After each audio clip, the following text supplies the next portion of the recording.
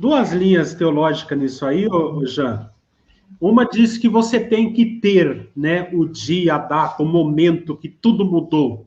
Os batistas, não todos, mas a maioria dos batistas crê nisso, né? O famoso caminho do Damasco, né? E tem outros irmãos presbiterianos que dizem que não necessariamente, né? E eu sou dessa segunda linha. Eu não acredito que houve um dia, assim, que eu tenho marcado na minha mente, que aquele dia tudo mudou, né? Para mim foi um desenrolar de compreensões. Então, teve várias compreensões ao longo desse tempo que Deus tem trabalhado em mim a respeito do Evangelho. Mas existem alguns marcos. Acho que o primeiro grande marco, para mim, foi escutar uma pregação do Paul Washer.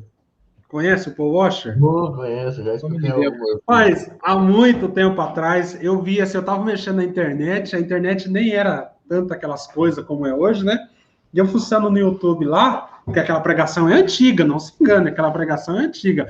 Pregação chocante, Paul Washer. E eu fui ver aquela pregação para zombar, como um bom CCB, né? Porque, para mim, era muito claro, Deus só falava na boca dos homens de Deus da CCB. Né? Isso era muito claro para mim. Aí, quando eu vi ali pregação chocante, falei, nossa, o que tem de tão chocante nisso, né? Fui ver, rapaz do céu. Foi chocante. Ô, João, foi chocante, irmão.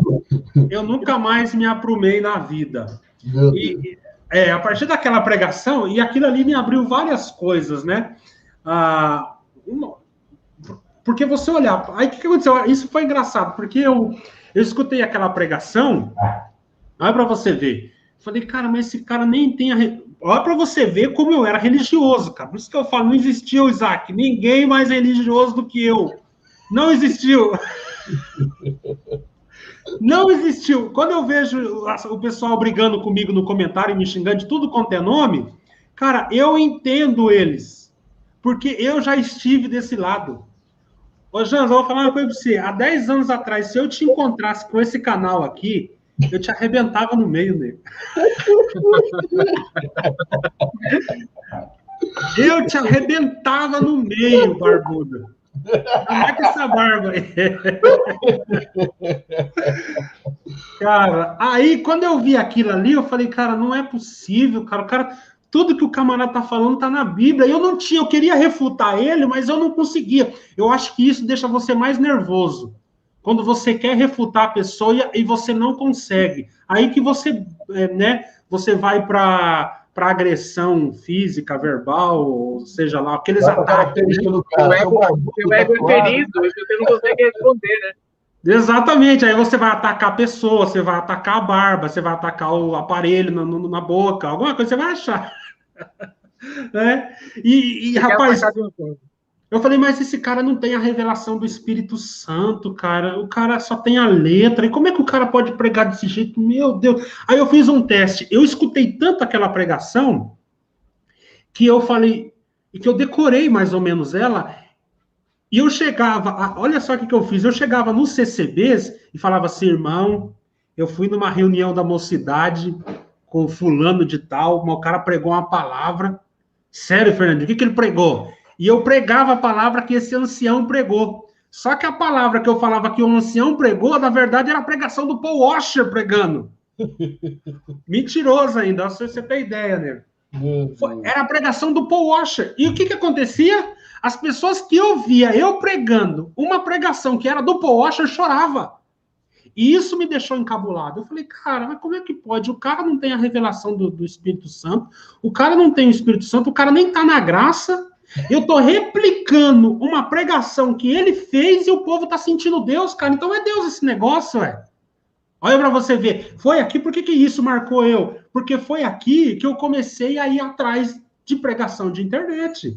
Foi aqui que eu fui. Aí esses pessoal começou a indicar livro. Aí eu caí no Paulo Júnior, né? Cara, não tem como falar de retorno às escrituras no Brasil sem citar o Paulo Júnior. Deus usou profundamente aquele piá. Vocês conhecem o Paulo Júnior, né? Sim. Eu congreguei com ele. Eu também estive lá esses dias. Inclusive, tem vários irmãos da CCB que estão na igreja dele lá, que são amigos nossos. Irmão, e foi nesse processo, entendeu, Jean? E aqui eu comecei, então, a escutar esses irmãos pregadores, e o grande outro baque que eu tive foi quando eu entendi a justificação pela fé. Quando eu entendi a justificação pela fé, aí eu entrei numa outra... Aí comecei a entrar em crise, porque eu vi que o que eu ouvia na CCB não tinha nada a ver com as doutrinas bíblicas ali, com a justificação pela fé. Então, quando eu entendi as doutrinas da graça, não sei nem se dá para nós falar sobre isso hoje, quando eu entendi as doutrinas da graça, aí para mim foi fatal, nego. Aí eu fui entender de fato o que era evangelho, o que Deus fez por mim na cruz. Entender não, né, irmão? Nós nunca vamos entender. Nós vamos ter a eternidade inteira para conhecer a Deus e a Jesus Cristo. Mas abrir a Bíblia fazer sentido para mim foi quando eu entendi, então, as doutrinas da graça e a justificação pela fé. Ali a minha vida mudou. Ali foi um baque que eu levei, de fato. Mas é um processo longo. Isso demorou cerca de 10 anos, tudo isso. Santo Deus.